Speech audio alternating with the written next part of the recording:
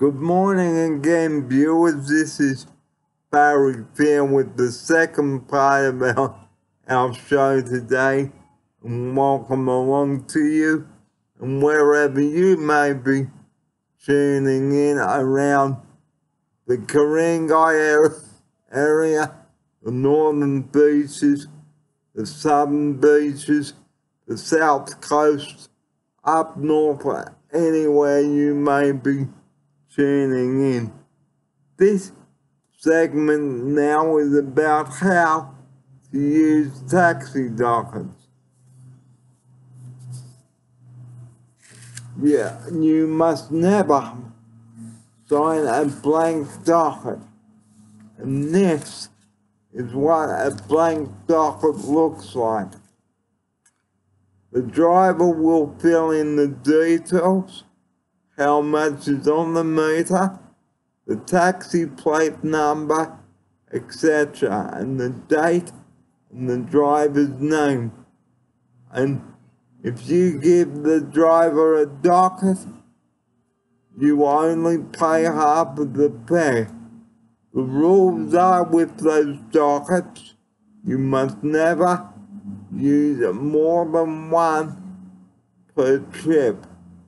And if you misuse the dockets, it will be immediate removal from the scheme, and you will have to pay whatever is on the meter. So please be careful, guys. So there are the dockets there that you can see. And you've got the driver's name here, the date, the month and the year, and the to and from there, and what's on the meter, the extras, and the total full fare. And that's how passengers use taxi subsidy, taxi transport subsidy scheme dockets. And like I said, you must never sell your dockets or give them to someone else. You must always keep those dockets on you at all times, and only allow the driver in your preference to have access to your dockets. And you must never pay a taxi driver only with a docket. You must pay with cash, or if you've got a credit card. And that's how you use a taxi docket.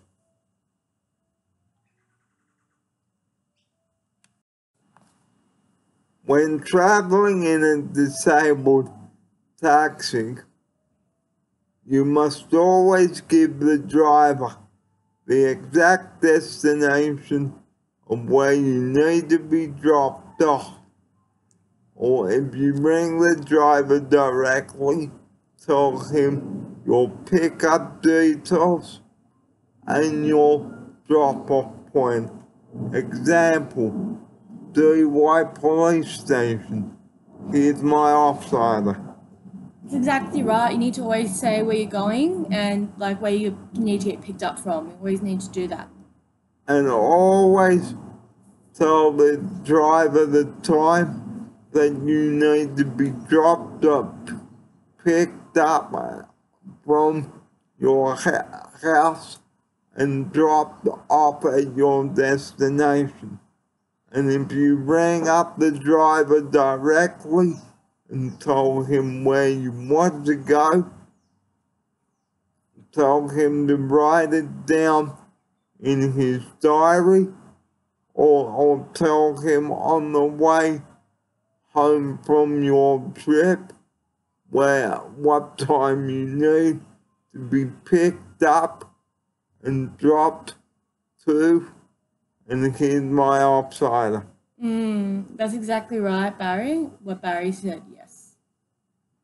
And if you've got a $50 note with a docket and the fare costs $25, okay, the driver will give you back $25 in change. So always make sure that you tell the driver that you need more than $10 change if the fare is less. If the fare is going to cost more, you will need to bring more money with you. Here's my offsider. Yeah, exactly right. Always make sure you've got more money rather than having less money. Because if you are traveling further, such as Palm Beach, you need to have more money because the driver will charge you more. Here's my offsider. Yeah, exactly right. You always need to know roughly how much money you're going to have with you. And like I said, you must never sell your dockets or give them to anyone else because the rules are in this book.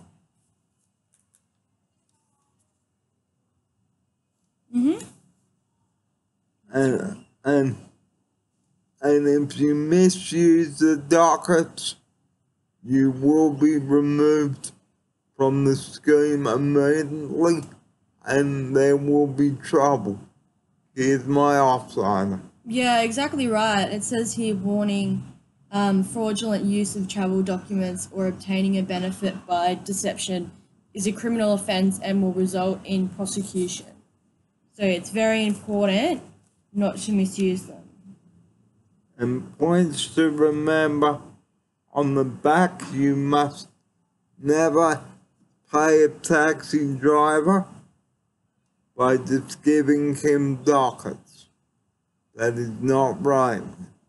Here's my offsider. Yeah, that's exactly right. That's what it says on here.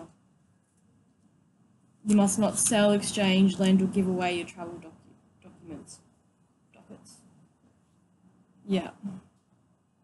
Now I am going to explain how a meter in a taxi works.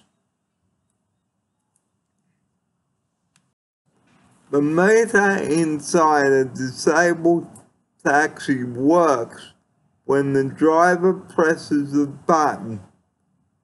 The meter is green when the meter is turned on, and it is stopped at the end of the trip. The word "stop" will appear when the meter is red, and the driver will tell the passenger how much the fare is with the docket. If you are booking a disabled taxi from the radio room, known as 1-3 cabs or wheelchair accessible cabs, it is $2.50 for the radio booking and $4.70 for the hire.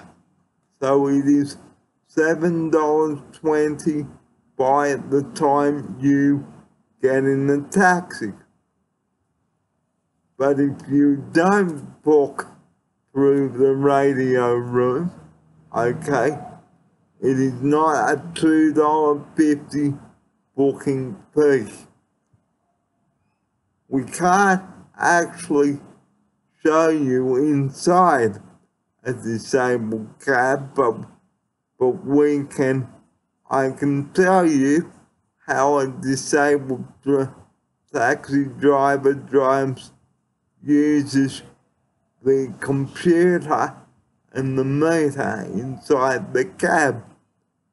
The driver will get messages and jobs on his screen which is located on the right-hand side next to the steering wheel in the disabled taxi. And the job will come up on the driver's screen when the computer goes off. The job will come up with the passenger's name, example me, and the type of electric chair that I have, electric wheelchair, and the place that I'm going to, and the drop-off point. So it is always important to tell the driver exactly where you need to be dropped off. Here's my option. Exactly right, Barry. It's always important to know your destination and tell the taxi driver where you're going. To cancel a cab, you must ring the base and give them plenty of notice and tell them that you no longer require the cab. This way, the job is cancelled and taken off the computer at the base. And if you need to cancel the driver directly, you must ring them in plenty of time. Say, for example, if you are sick, and here's my option. Yeah, exactly right. If you feel like you're going to have to cancel your shift, always ensure that you ring up and let the taxi driver know. Because if you don't cancel the cab in plenty of time and the driver doesn't know about it, he could lose some money. Here's my option. Exactly right. You don't want to inconvenience someone else just because you've changed your mind. It's not fair. Unless you have a good, valid reason for doing so. Here's my option. Yeah, it's exactly right. Like sometimes emergencies happen when you can't make it, and like that's fair. But you know, always apologize because that's someone's job, and you're taking away some of their potential income. So you've got to be considerate. And they need money to refuel their cab, repair the cab, the rego, the fuel, like I said, and you must always pay the drivers. Don't just not get out of the cab. Here's my option. Exactly right. It's stealing and theft if you get out of the cab without paying, and it carries a intense criminal conviction. And like the police can charge you with not paying for the cab, and you may have to go to court. Here's my option. Exactly right. It's really not worth it. You think that you're, saving $50 by not paying, but you're gonna ruin your criminal record and then probably gonna have to pay thousands of dollars anyway. So it's really not a smart idea to just not pay. It's always very important to be polite to taxi drivers, especially wheelchair accessible taxi drivers. And honesty is the key too. And if you think that the drivers are doing a good job, compliment them. And tell them what you think of their service. Here's my option. Yeah, that's exactly right. Always give positive feedback so the driver knows how to improve for next time. And just recapping on how a job is put over the radio when you ring for a disabled taxi. the operator will ask you what your name is, and if there is any other passenger traveling with you. Here's my opsider. That's exactly right. You always need to let them know how many people are in the vehicle, so they know. So, if there are 2 wheelchairs traveling, you must always request a vehicle that takes 2 wheelchairs, like a maxi taxi. Here's my opsider. That's exactly right. Always, you need to know how many people you're traveling with, because the normal taxis can't take that certain amount of people. Might need to get a better one. Dragonfly. And there are sometimes delays with the taxi, so if your taxi has not arrived within 20 minutes of your booking time, please call back and make sure that there is a car on the way to you. Here's my opsider. That's exactly right. Always make sure that you know what taxis is coming to your place, so you don't accidentally get in the wrong one. And always be ready for the taxi drivers too. Here's my opsider. Yeah, that's exactly right. Always ensure that you are ready for the taxi. And have your money and dockets ready too. And always be precise of where you want to go. Don't change your mind en route to the destination. If you wish to change the destination, it is best to tell the operator where the change of destination that you want to go to. Here's my opsider. Yeah, exactly right.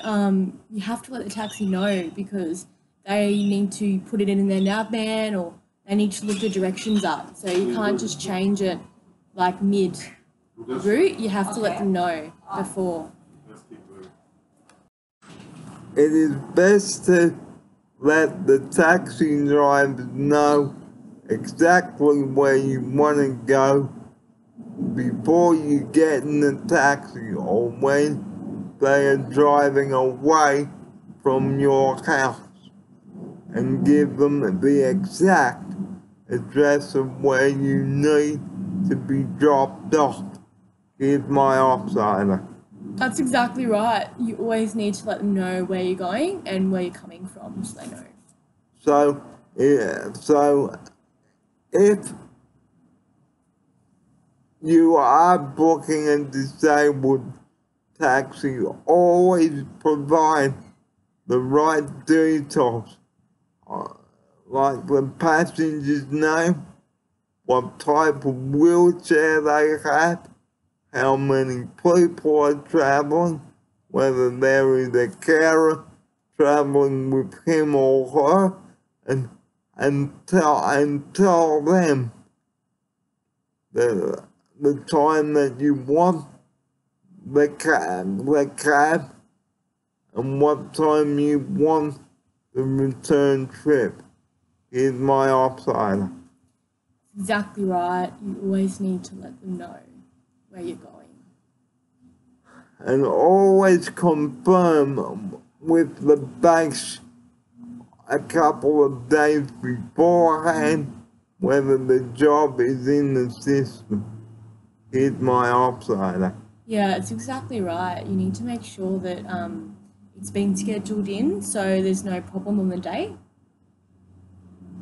And there may be a delay getting a maxi taxi too, because sometimes there are no maxi taxis in the area. Here's my opsider. Yeah, that's exactly right. Sometimes there aren't any, and you need to ensure that you've looked ahead and maybe like pre-book so you know that you're definitely going to have a maxi taxi for your event. And be polite to the court takers as well. Here's my offsider. That's exactly right. We're all human, so you shouldn't be rude or disrespect the taxi driver who's doing their job. You should be polite and yeah, let them know. Sometimes the base calls the driver on the radio to inform them of the upcoming job or ask them can they do the job and how far away they are. Here's my offsider. Yeah, exactly right. Sometimes you can ring and ask how far away they are. Or the base can get onto them on the radio. Here's my offsider. Very interesting. I didn't know that, Barry. Yeah. So after lunch we'll be talking a little bit more about disabled taxis and how they work and recapping on our opening sequence. So don't go away, there's more of the show coming up after the lunch break. This segment is proudly presented by Barry Fair and is a production of Barry Fair. Don't go away, because there's still plenty more of the show to go.